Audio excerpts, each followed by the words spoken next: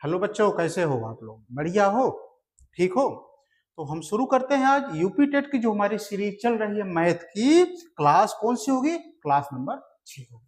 सभी को याद है कि हमारी यूपी टेट 2026 के लिए मैथ का जो मैं प्रैक्टिस सेट करवा रहा हूँ, आज कौन सी क्लास होगी भाई? Class number 6। तो जो बच्चे अभी नए जुड़े हैं, हमारे यूट्यूब चैनल को सब्सक्राइब कर लें, लाइक कर लें, दूसरे बच्चों को भी शेयर कर दें, जिससे वो भी इसका फायदा उठा सकें। ये मत मानिए कि यह कुछ क्वेश्चन जो है यूपी टेट के लिए स्पेशल है, ऐसा नहीं है बच्चों। आने वाले जो UP constable, railway group D, railway NTPC, इन सब के लिए भी बहुत महत्वपूर्ण चैप्टर है। तो आप लोग कॉपी और पेन लेकर के हमारे साथ जुड़ जाइए। मैं आपको अच्छे अच्छे क्वेश्चन करा रहा हूँ बच्चों। मैं एक क्वेश्चन जो लाता हूँ पूरा एनालिसिस करके लाता हूँ कि किस किस एग्जाम में पूछे गए हैं, किस किस एग्जाम में आने की संभावना है। आप मेरे ऊपर ट्रस्ट करिए, मैं आपको बहुत अच्छा से अच्छा क्वेश्चन डिलीवर करूंगा, जिससे आप कोई भी एग्जाम में कंपटीशन में बैठेंगे तो आपको दिक्कत नहीं होगी। ठीक है, तो चलो पहला क्वेश्चन देखिए। ये वाला क्वेश्चन देखिए।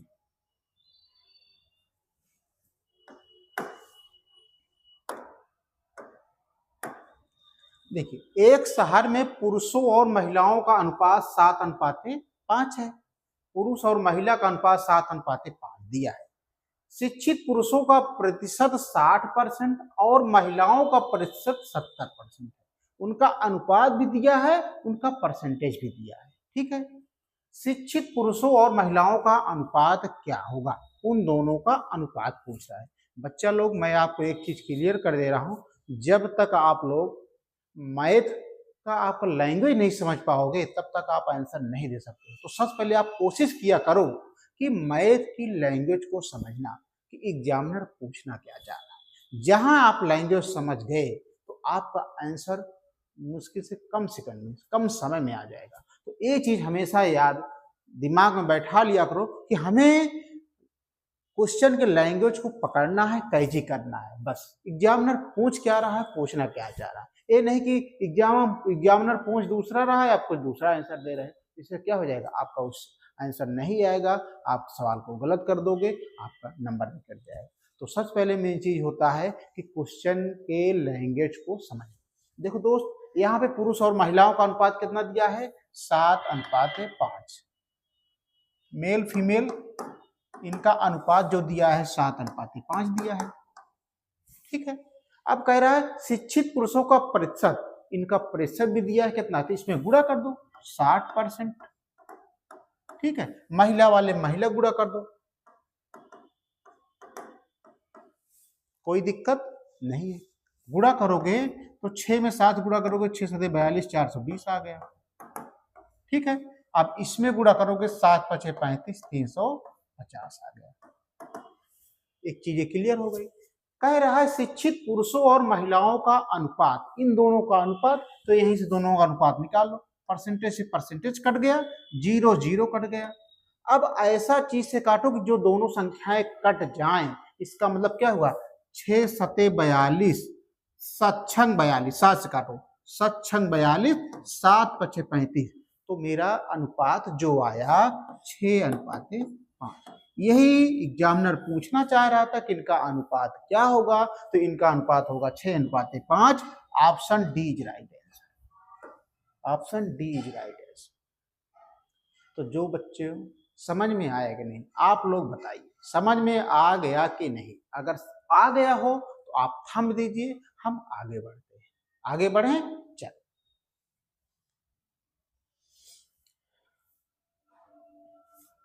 ये वाला क्वेश्चन देखिए।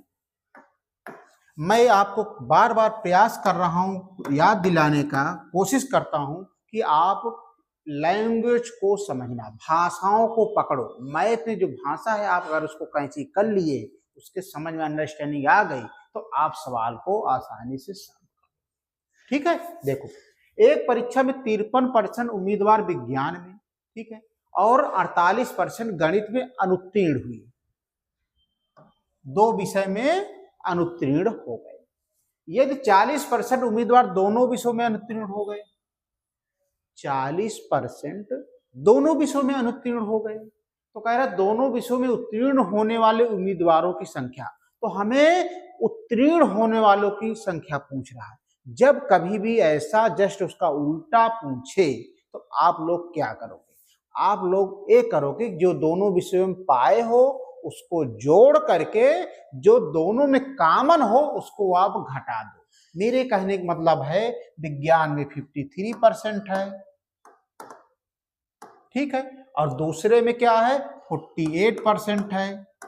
इसको दोनों को जोड़ करके और जो तीसरा कॉमन वाला है, कॉमन वाला मतलब क्या है 40% उम्मीदवार दोनों विषयों में अनुत्तीर्ण हो गए, उसको आप घटा दो। तो उसको आप क्या करो, घटा दो। कितना घटाओगे? 40%। ये हमारा सेंटेंस बन गया, ठीक है। अब जोड़ोगे तो 8 3 11 5 4 9 1 10 -40। तो दोस्त घटाओ, 1 10 में 4 गए 6,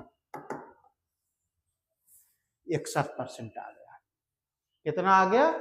61%। लेकिन एक कुल फेल वाले हुए, एक कुल फेल वाले हुए। क्यों? क्योंकि दोस्त अभी तो अनुत्तीर्ण वालों को निकाल रहे हो ना, अनुत्तीर्ण वालों को जोड़ करके अनुत्तीर्ण वालों को घटा रहे हो। तो कुल पास कितने हुए? कुल पास क्या पूछ रहा है? तो उत्तीर्ण होने वालों की संख्या पूछ रहा है ना। तो क्या करोगे? कोई चीज 100 होती है, 100 में 61 घटा दोगे तो आ जाएगा 39।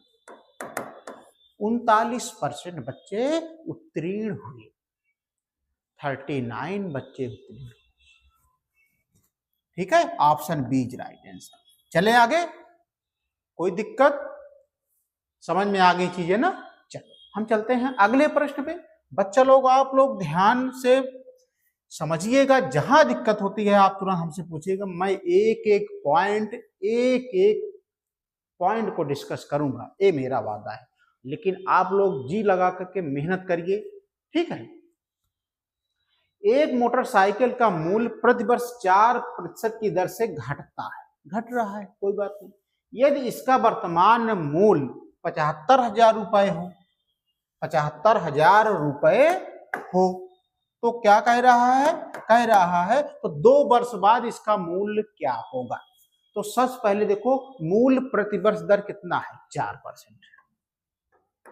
इसको क्या लिख सकते हो बच्चा लोग भिन्न में, फ्रैक्शन में? 4/100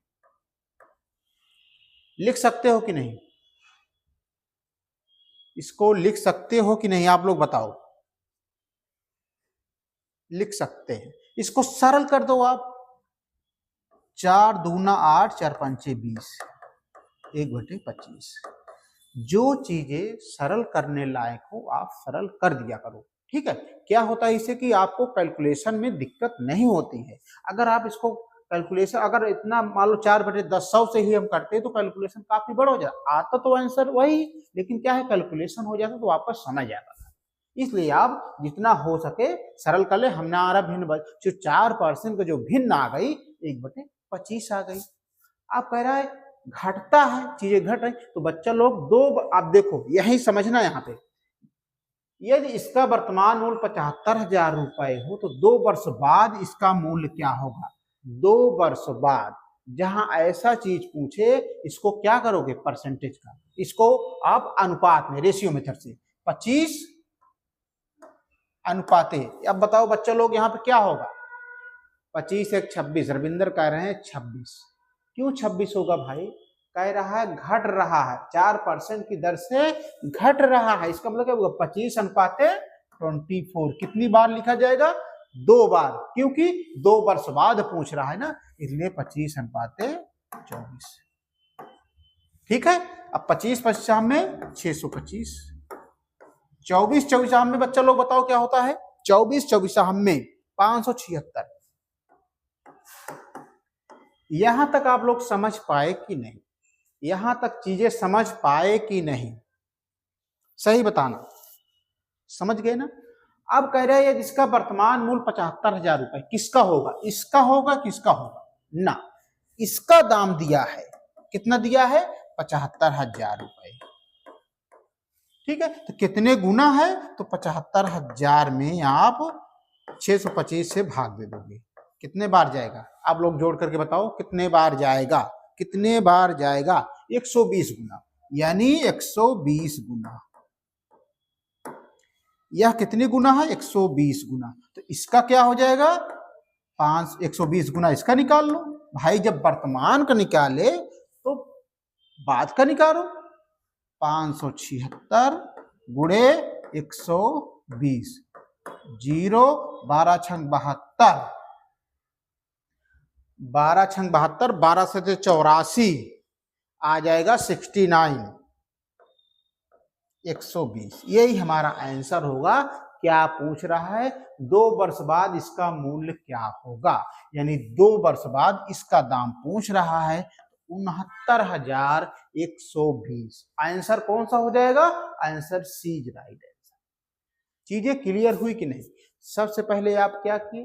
मोटरसाइकिल का मूल्य प्रतिवर्ष 4% की दर से घट रहा है। 4% को आप बना लिए फ्रैक्शन, यानी भिन्न में बना लिए, एक घट रहा है। ठीक है, अब इसको हम रेशियो मेथड से जाएंगे। 1/25 को हम लिख सकते हैं 2 बार। क्यों 2 बार? क्योंकि 2 वर्ष बाद है, तो 25/24, 25/24। ठीक है, इसको जब मैंने गुणा किया तो आ गया 625, इसको जब मैंने गुणा किया तो आ गया 576। अब देखो वर्तमान मूल्य, यानी पहले वाले का मूल्य दिया है 75,000 रुपए, इसका जब तुलना किया तो 120 गुना आ गया।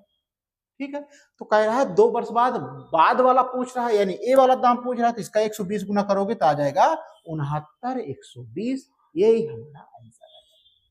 तो चीजें क्लियर हुई कि नहीं बच्चों? आप लोग ईमानदारी से बताइएगा, चीजें समझ में आ रही कि नहीं? हम ऐसा नहीं है कि आपको छोटे छोटे सरल सरल सवाल बता करके कि आपको विश्वास दिला दें कि आपका बहुत अच्छा मैथ आ रहा है, ऐसा नहीं है बच्चों। लोग मैं एनालिसिस करके क्वेश्चन को समझ करके आपको समझाता हूँ। क्यों? क्योंकि आपका वो एग्जाम में फंसे, एग्जाम में आए क्वेश्चन, वो क्वेश्चन मैं आपको पढ़ाता हूँ। नहीं तो इस तरह बहुत सारे सरल सरल क्वेश्चन हैं, गूगल से निकाल कर आपको दे दो कि ये सरल लगेगी, आप सोचोगे हाँ सर मुझे समझ में आ गया। तो ऐसा नहीं, जो चीज पढ़ाता हूँ बच्चों कि आपको एग्जाम में वो क्वेश्चन आए, लड़े, फंस जाए, तब समझेगा कि हाँ सर ने ये वाला क्वेश्चन पढ़ाया था, अगर मैं पढ़ा होता तो आज मैं इसको सॉल्व कर लिया। ठीक है, तो अगर चीजें समझ में आ गई हूं तो आप वीडियो को लाइक कर देना, सब्सक्राइब कर देना, और हम आगे बढ़ सकते हैं। बढ़े?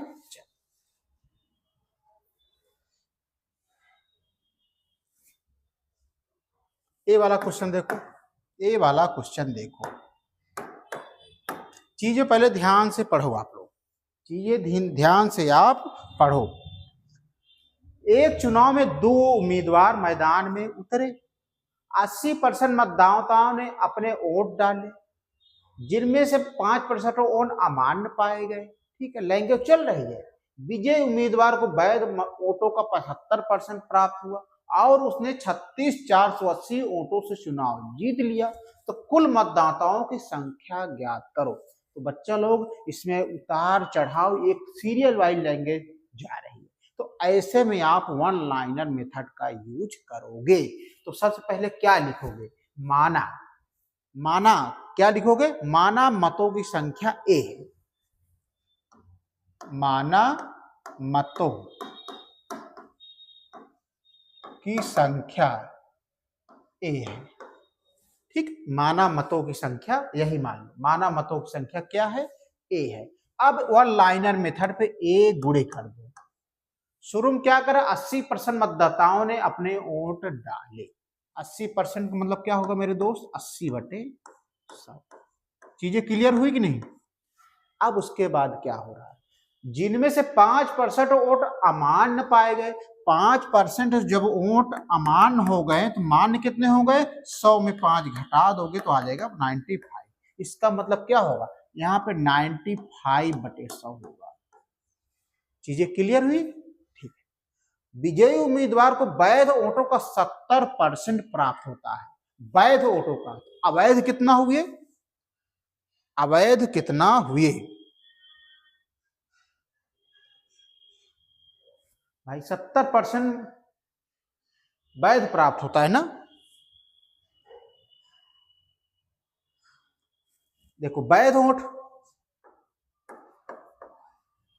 अब यही समझना, यहां तक चीजें समझ पाए कि नहीं? अब आगे कह रहा है विजयी उम्मीदवार को वैध वोटों का 70% प्राप्त हुआ, 70% प्राप्त हुआ वैध का, तो अवैध कितना हो जाएगा? 100 में 70 घटा दोगे तो 30, ये 30% हो गया।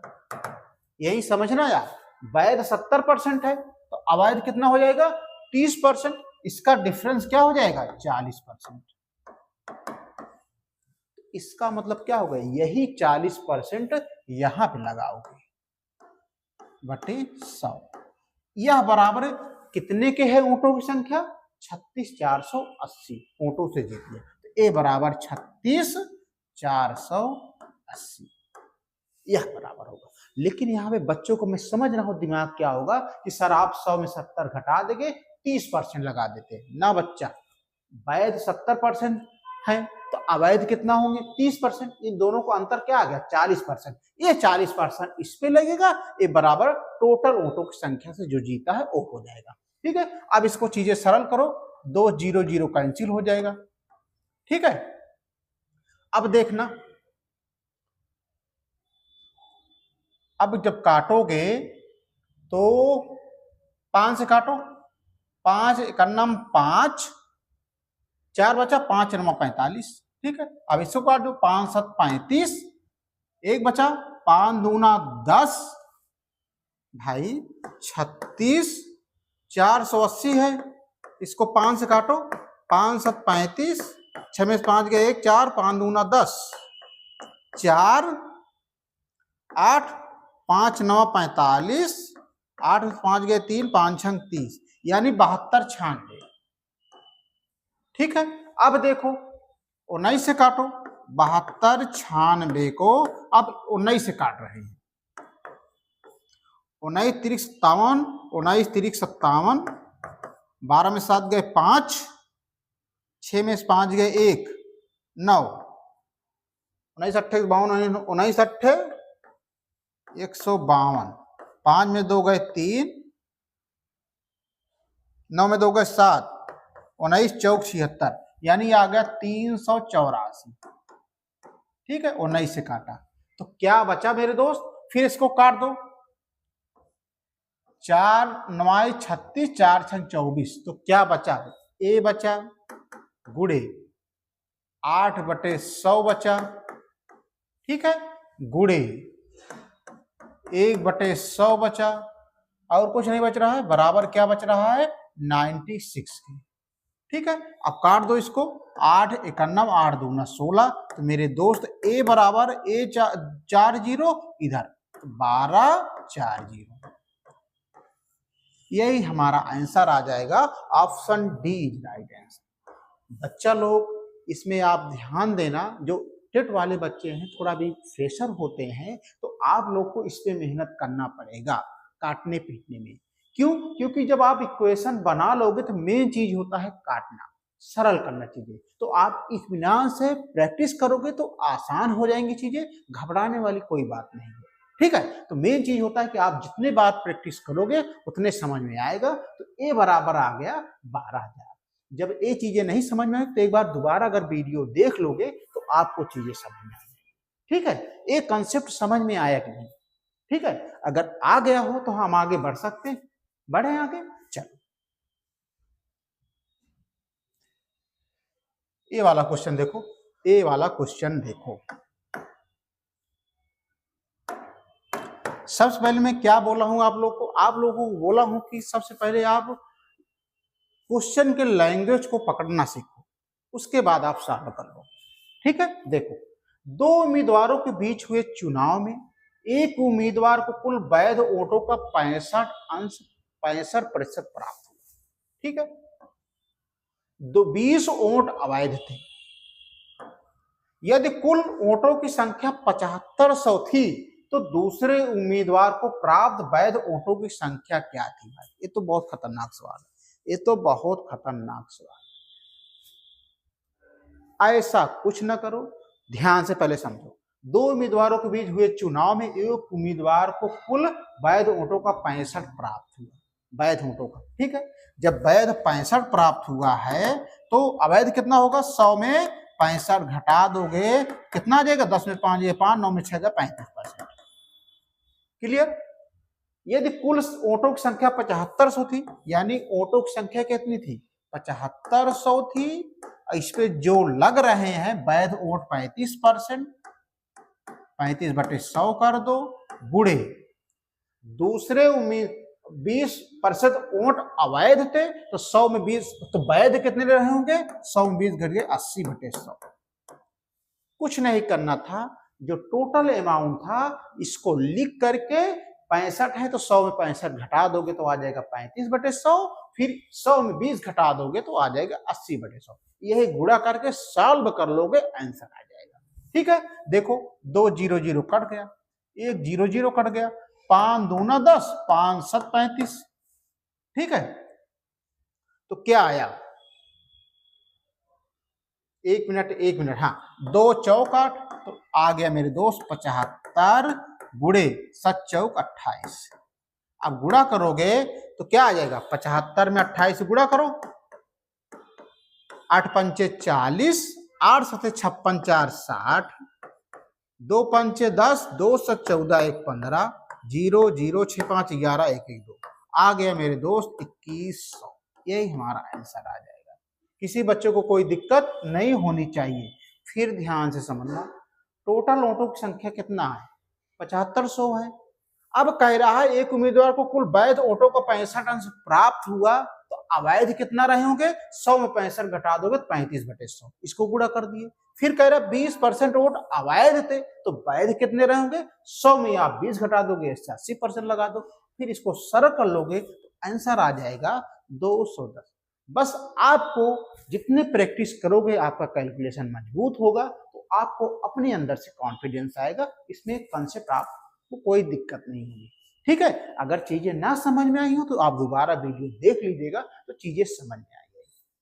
ठीक है, आगे बढ़े कि नहीं, आप लोगों को मजा आ रहा है कि नहीं, अगर मजा आ रहा हो तो आप लोग एक बार थंब जरूर लगा दीजिएगा। ठीक है, आगे बढ़े। चल क्वेश्चन नंबर, हम आगे बढ़ते हैं क्वेश्चन नंबर 6 पे।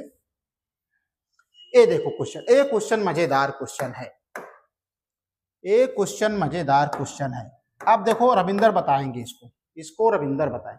2020 में लैंग्वेज पढ़ रहा हूं, आप लोग इसको समझिएगा और मुझे बताइएगा। 2020 में एक शहर की जनसंख्या 50 लाख थी। ठीक है, जनसंख्या में प्रतिवर्ष 7.5% की वृद्धि होती है। ठीक है, 7.5 वृद्धि होती। इसको आप भिन्न में बनाओ, तो भिन्न में कैसे बनाओगे, 75.1 अंक है, यहाँ पे 1 0 बढ़ा दो, और परसेंटेज है तो नीचे 100 और हो जाएगा, यही तो होगा। अब इसको काट दो, 25 तिया 75, 25 चौका 100, तो आ गया टोटल 3/10 चौक 40। यानी जो भिन्न आ गई मेरे दोस्त, क्या आ गई, 3/40 आ गई।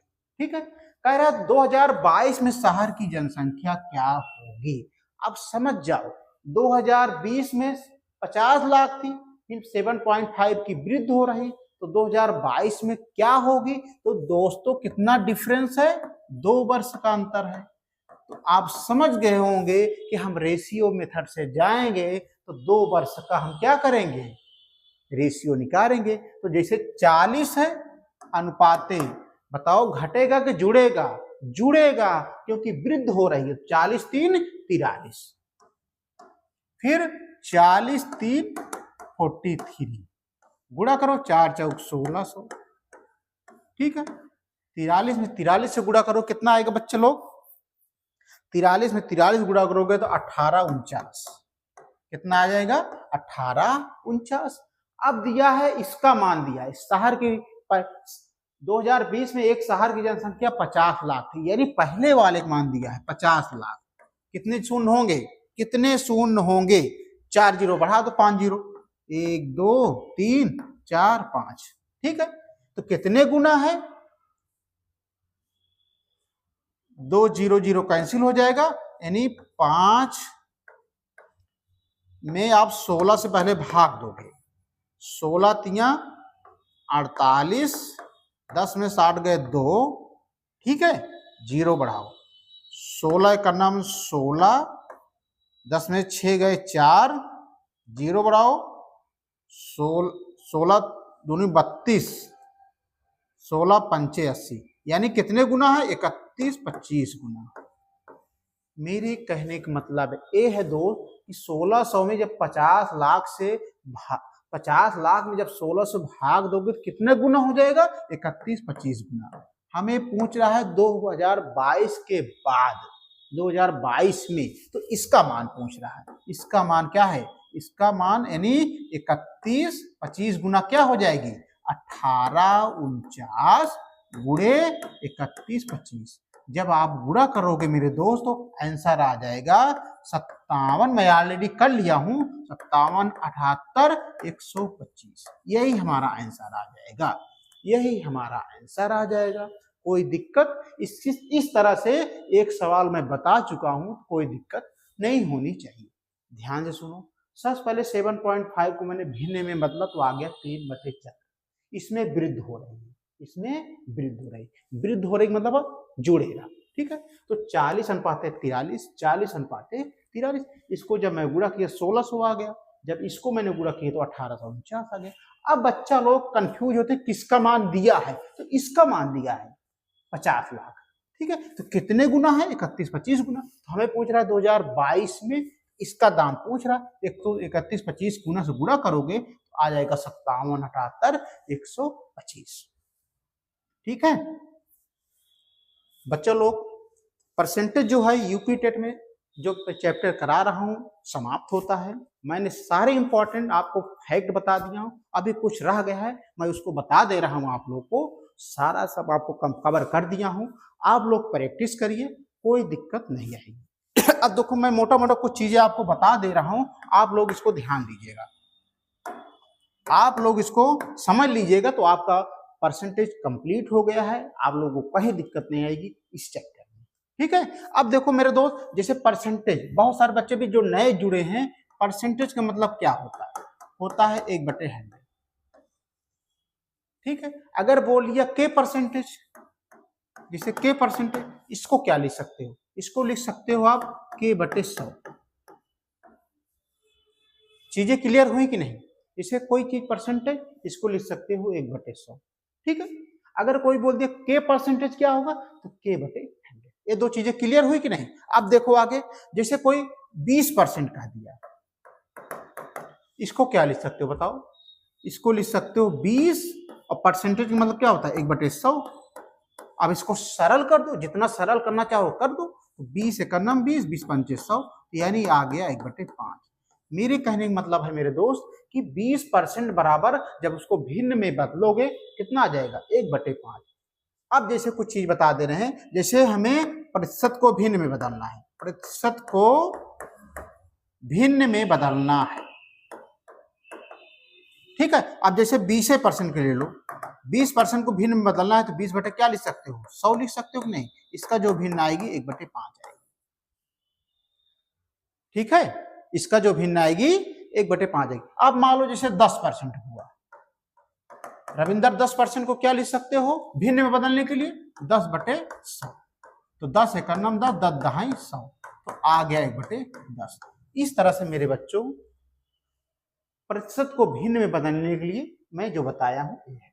अब हमें भिन्न को प्रतिशत में बदलो, भिन्न को प्रतिशत में बदलो।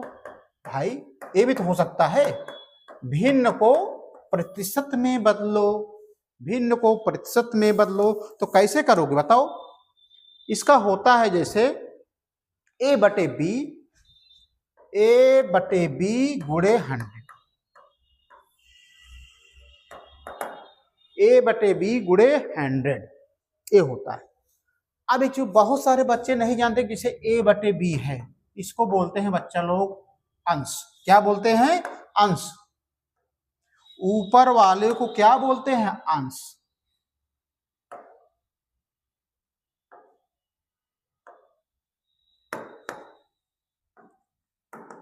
और नीचे वालों को क्या बोलते हैं? हर, ठीक है। तो हमें क्या बदलना है? हमें बदलना है भिन्न को प्रतिशत में। तो उसका होता है a/p गुणे 100 से आप गुणा कर दोगे, 100 से आप गुणा कर दोगे। जैसे है 1/5, इसको हमें प्रतिशत में बदलना है, यानी प्रतिशत में बदलना, किससे गुणा करोगे? 100 से। तो काट दो इसको, 5 दूना 10, कितना आ गया मेरे दोस्त? 20%। ठीक है, जैसे 1/10, जैसे 1/10 इसको भिन्न में बदल, अंश प्रतिशत में बदलना है, तो 1/10 गुणे 100, तो 10 दहाई 100, 10% आ गया। अब जैसे दे दिया 1 सही 1/5, 1 सही 1/5, इसको पहले अब सिंगल भिन्न में बनाओ। सिंगल भिन्न मतलब 5 एकम 5 1 6/5, सिंगल भिन्न हो गया। अब इसको प्रतिशत में बदलने के लिए 100 से गुणा कर दो, तो 5 दूना 10, ठीक है, और 20 छक्का 120%। तो बच्चा लोग, मैं आपको मोटा मोटा कंसेप्ट सब बता दिया हूं, क्या कैसे भिन्न को प्रतिशत में बदलने के लिए, प्रतिशत को भिन्न में बदलने के लिए a/b भिन्न अंश हर क्या है, ये सब मैं आपको क्लियर कर दूंगा। तो इस तरह से आज मैं आपका यूपी टेट में परसेंटेज चैप्टर समाप्त होता है। कल मैं आपको बच्चा लोग प्रॉफिट एंड लॉस, लाभ और हानि पढ़ाऊंगा। बहुत इंपॉर्टेंट चैप्टर है, जैसे परसेंटेज यूपी टेट में बहुत इंपॉर्टेंट चैप्टर है, उसी तरह लाभ और हानि से 2 या 3 क्वेश्चन बहुत ज्यादा पूछे जाते हैं यूपी टेट में। ठीक है, तो बच्चों अब दीजिए इजाजत, धन्यवाद।